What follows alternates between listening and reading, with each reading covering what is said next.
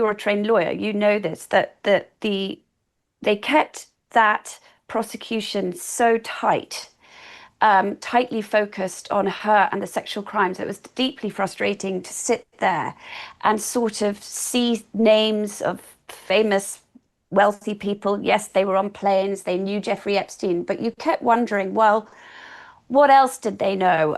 Did they, did they fund Jeffrey Epstein? And by the way, did Jeffrey Epstein then steal from them? Because that was the other thing that Epstein used to say to me back in 2002, was that, one of the reasons he was able to come in and, as he described it, be James Bond for all these wealthy Europeans and go and find their money for them, was they came to him because rich people, when they lose their money, he said, they don't go to the authorities because it's too embarrassing.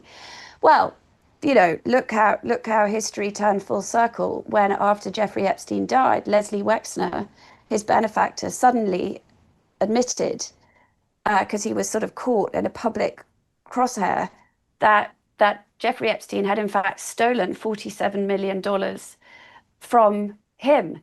But it's not something that Leslie Wexner, you'll note, went to the authorities over. And what I did wonder... Well, that just makes you ask more, like, what does Leslie Wexner have to hide? Exactly. And I sat there. When federal prosecutors bring criminal cases, they tend to bring them wanting to win them. And the problem with Jeffrey Epstein's money is it's difficult. It doesn't mean it shouldn't be pursued just because it's difficult.